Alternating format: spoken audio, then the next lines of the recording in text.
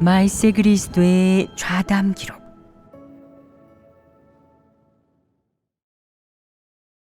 자신을 인식하는 것에 관한 말씀. 발췌문. 사람의 내면에 항상 소극적인 내적 상태들이 존재하는데, 그중 어떤 내적 상태는 사람에게 영향을 미치고 통제할 수 있고, 심지어 어떤 내적 상태는 사람이 참도에서 벗어나 잘못된 길로 빠지게 할 수도 있다. 사람이 무엇을 추구하고 무엇을 중요하게 여기는지, 어떤 길을 선택하는지는 사람의 내적 상태와 관계가 있고, 사람이 연약한지 굳센지는 더더욱 사람의 내적 상태와 직접적인 관련이 있다. 예를 들어, 지금 많은 사람들이 하나님의 날을 무척 중요하게 여기고 있다. 하루빨리 하나님의 날이 와서 사람들이 이 고난과 질병, 핍박이나 더 많은 방면의 고통에서 벗어날 수 있기를 모든 사람이 염원하고 있다. 하나님의 날이 오면 사람들이 현재 겪고 있는 이 고통에서 벗어나 더 이상 고통받지 않고 복을 누릴 수 있을 것이라고 생각한다. 사람이 이런 내적 상태 속에서 하나님 알아가기를 추구하고 진리를 추구한다면 생명의 성장이 한정적이 된다. 조금 좌절하거나 일이 뜻대로 풀리지 않으면 사람의 내면에 있는 그 연약하고 소극적이고 패역한 것들이 전부 튀어나온다. 그래서 사람의 내적 상태가 비정상이거나 옳지 않으면 그가 추구하는 목표도 올바르지 못하고 틀림없이 불순물이 섞여 있을 것이라고 말하는 것이다. 옳지 않은 내적 상태 속에서 진입을 추구하는 사람들은 스스로 아주 훌륭하게 추구하고 있다고 느끼고, 또 스스로 하나님의 요구에 따라 행하고 진리에 따라 실행하며 하나님의 의도를 거스르거나 하나님의 뜻에서 벗어나지 않았다고 생각한다. 너는 그렇게 느끼지만 내 뜻대로 되지 않는 일이나 환경의 직면에 고통을 겪고 내 연약한 곳과 내 마음 깊은 곳에서 사랑하고 추구하는 것이 건드려지면 소극적으로 변하고 소망과 이상이 물거품이 되며 너는 저절로 연약해진다. 그러므로 네가 언제 굳세고 언제 연약한지도 그 당시 너의 내적 상태에 따라 결정된다. 지금 많은 사람들이 스스로 매우 굳세고 분량도 좀 있으며 과거에 비해 믿음도 있고 이미 하나님을 믿는 정상 궤도에 들어섰으므로 다른 사람이 끌어주고 밀어줄 필요가 없다고 생각한다. 그렇다면 어째서 어떤 환경이나 어려움에 직면하면 여전히 소극적이고 연약해지는 것이겠느냐? 어째서 여전히 원망하다가 믿음을 포기하는 것이겠느냐? 이것은 모든 사람에게 소극적이고 비정상적인 내적 상태가 있음을 보여주는 것이다. 사람의 내면에 섞여 있는 것들 중에 포기하기가 쉽지 않은 것들이 있다. 네가 진리를 추구하는 사람이라고 해도 그것들을 완전히 내려놓을 수가 없는데, 사람은 하나님 말씀에서 폭로한 바에 따라 자신의 내적 상태를 반성하고 인식한 후에 하나님 말씀과 대조함으로써 폐괴 성품을 해결해야 한다. 그래야만 차츰 변화될 수 있다. 사람이 하나님 말씀을 읽고 자신의 내적 상태를 알기만 하면 변할 수 있는 것이 아니다. 사람이 항상 하나님 말씀을 읽고 자기 내적 상태를 분명히 알게 된 뒤에 하나님에게 기도하고 진리를 향해 노력하면 그 후에 또다시 폐괴를 드러내거나 내적 상태가 비정상적일 때 네가 인식할 수 있고 하나님에게 기도하고 진리로서 문제를 해결할 수 있을 것이며 옳지 않은 내적 상태가 되돌려져 차츰 변화할 수 있을 것이다. 이렇게 하면 사람의 내면에 있는 불순물과 내려놓아야 하는 것들을 내려놓을 수 있을 것이다. 어느 정도 체험해야만 효과를 거둘 수 있다.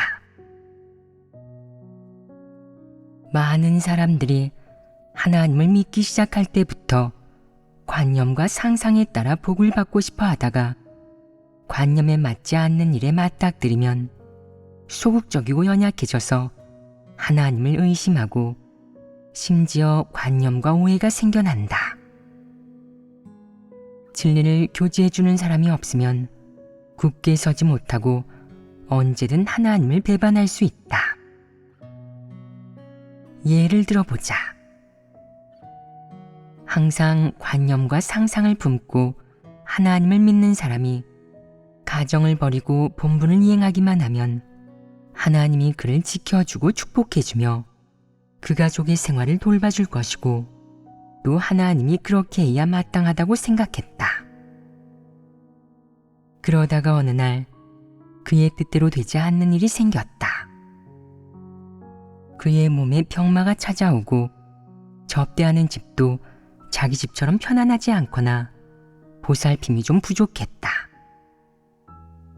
그러자 그는 견디지 못하고 소극적으로 변해 오랫동안 의기소침한 채 진리를 추구하지 않았고 심지어 진리를 인정하지도 않았다. 그래서 사람이 어떤 내적 상태에 대해 스스로 인식하거나 자각하지 못하고 잘못됐다고 느끼지도 못하면 비록 지금 당장은 열정을 가지고 추구한다고 해도 어느 날 어떤 환경에서 사람의 내면에 있는 실제 내적 상태가 드러나고 넘어져 실패하게 된다고 말하는 것이다. 이것은 스스로를 반성하고 인식하지 못한 결과이다. 진리를 깨닫지 못한 사람들은 모두 이렇다. 그들이 언제 넘어져 실패할지, 언제 소극적이고 연약해질지 알 수 없고 더욱이 언제 하나님을 배반할지도 알 수 없는 것이다. 봐라. 진리를 깨닫지 못한 사람은 얼마나 많은 위험에 직면해야 하는 것이냐. 하지만 진리를 깨닫는 것도 간단한 일은 아니다.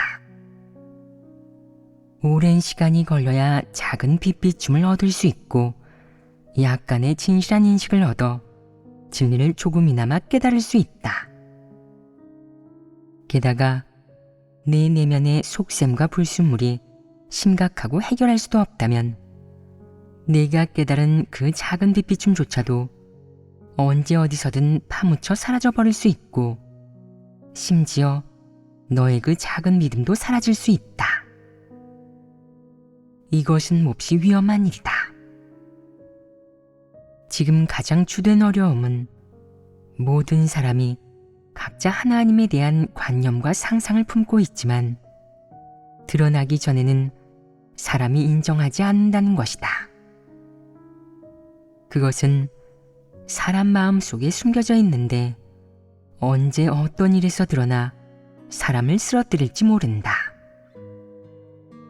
비록 사람이 좋은 소망을 품고 하나님을 잘 믿어 진리를 얻고자 하지만 사람의 너무 많은 속셈과 불순물, 관념과 상상이 진리 추구와 생명 진입에 큰 걸림돌로 작용하기 때문에 사람에게 마음이 있어도 힘에 부친다.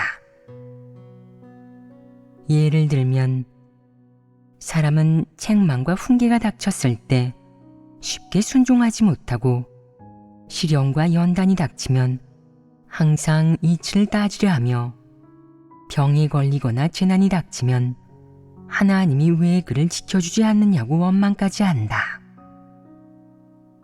이런 사람들이 하나님의 사역을 어떻게 체험하겠느냐. 최소한 하나님에게 순종하는 마음도 없는데 어떻게 진리를 얻을 수 있겠느냐. 어떤 사람은 일이 조금만 뜻대로 되지 않아도 소극적으로 변한다. 남들이 판단하면 좌절해버리고 체포되면 하나님을 배반할 수 있다. 사람에게 언제든 복과 재앙이 닥칠 수 있는데 그것을 어떻게 스스로 예상할 수 있겠느냐. 모든 사람의 마음속에 자신이 추구하여 얻고 싶은 것이 있고 자신이 좋아하는 것도 있다. 사람이 항상 자기가 좋아하는 것만 추구하면 어떤 재앙이 닥치게 될지 스스로 느끼지 못한 채 자신이 추구하고 좋아하는 것이 정당하며 잘못된 점이 없다고 착각한다. 그러다 어느 날 재앙이 닥쳐 자신이 추구하고 좋아하는 것을 빼앗기면 소극적이고 연약해져서 다시 일어나지 못하게 된다. 스스로도 어떻게 된 일인지 모른 채 하나님이 불공평하다고 원망하며 하나님을 배반하는 마음이 생긴다. 사람이 스스로를 인식하지 못하면 자신의 치명적인 부분이 무엇인지, 어디서 실패에 넘어지기 쉬운지도 알지 못한다. 바로 이렇듯 가련하다. 그러므로 스스로를 인식하지 못하는 사람은 언제든 넘어지고 실패해 스스로를 망칠 수 있다고 말하는 것이다.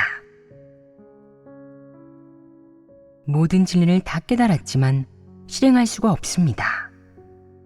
라고 말하는 사람들이 많다. 이 말에서 사람이 진리를 실행하지 않는 근원이 어디에 있는지 드러난다. 진리를 깨닫고도 실행하지 못하는 사람들은 어떤 사람들이겠느냐? 단언컨대 진리를 싫어하고 증오하는 사람만이 진리를 실행하지 못하는 것이다. 이것은 사람 본성의 문제이다. 진리를 사랑하는 사람은 진리를 깨닫지 못하더라도 양심에 따라 행동하며 악을 행하지 않는다.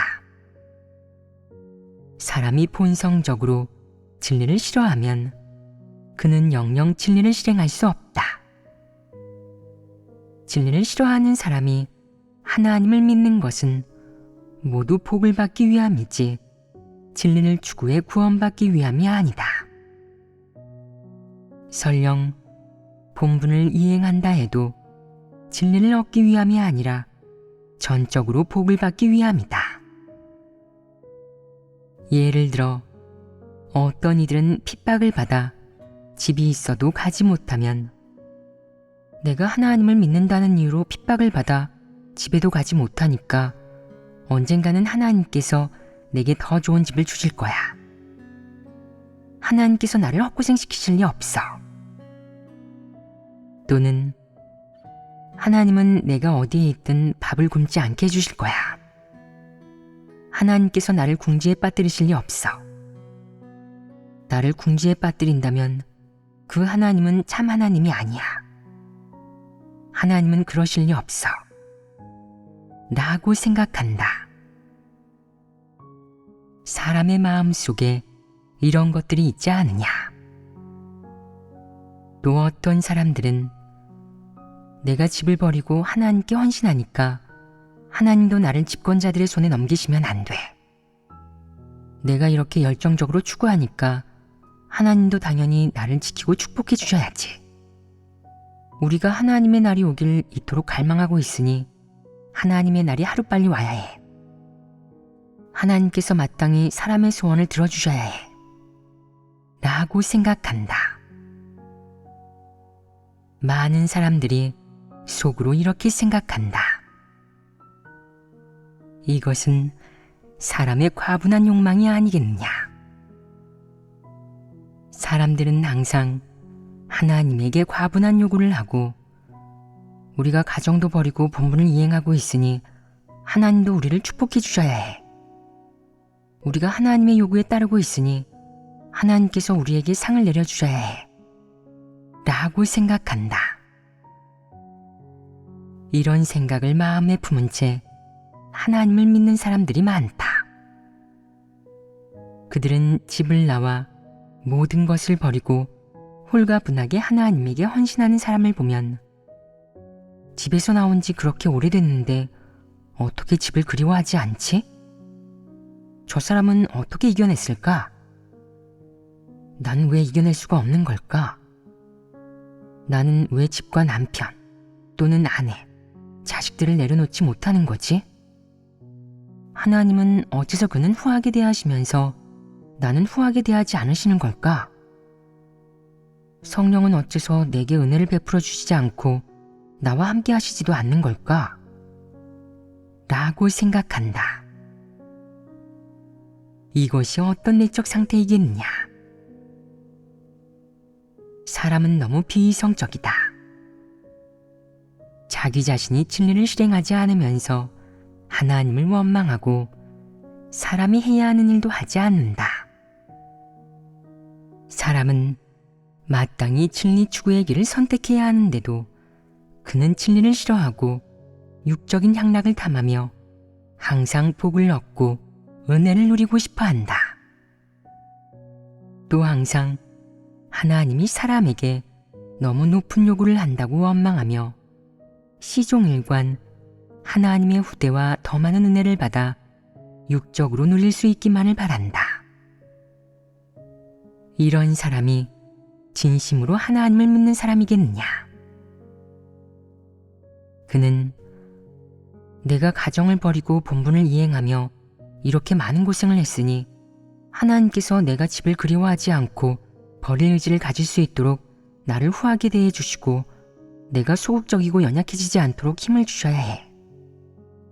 남들이 그렇게 굳세니까 하나님이 나도 굳세게 해주셔야 해. 라고 생각한다. 이런 말을 하는 사람은 이성도 믿음도 전혀 없는 것이다. 사람의 과분한 요구가 채워지지 않자 하나님에게 불만을 품은 것이다. 이것은 전부 사람의 마음에서 흘러나온 것들로 사람의 본성을 그대로 보여준다. 사람의 내면에 이런 것들이 있는데 벗어버리지 않으면 사람은 언제 어디서든 하나님을 원망하고 오해할 수 있고 심지어 쉽게 하나님을 모독하고 언제 어디서든 참도를 떠날 수 있다. 이것은 아주 자연스러운 일이다. 이제 똑똑히 보았느냐?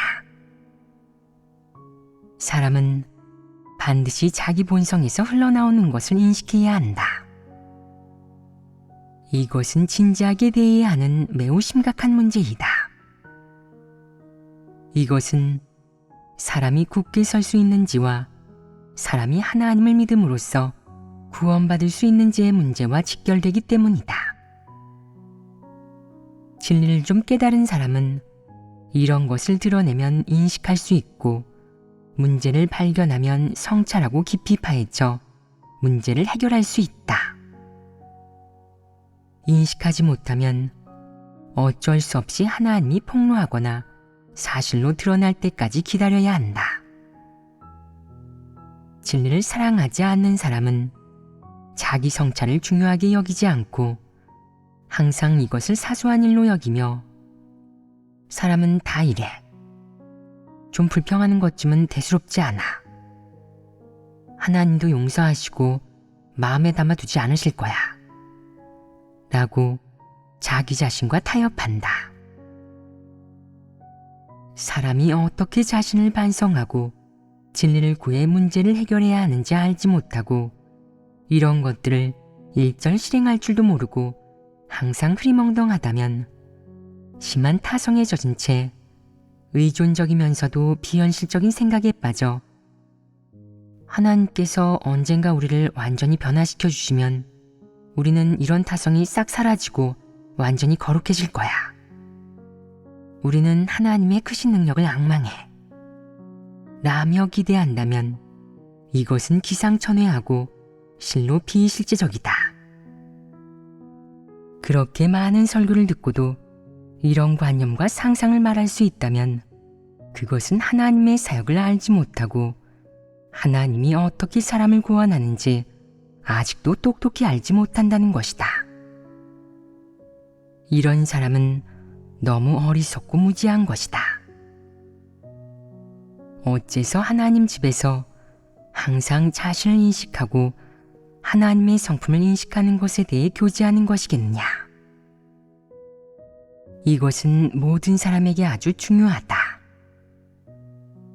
하나님이 어떻게 사람을 구원하는지 진정으로 안다면 너는 자기 인식과 반성을 중요하게 여겨야 한다. 그래야만 진실한 생명 진입이 있을 수 있다. 너 자신이 패괴를 드러낸다는 사실을 인식할 수 있을 때 너는 진리를 구할 수 있겠느냐? 하나님에게 기도하고 육을 저버릴 수 있겠느냐?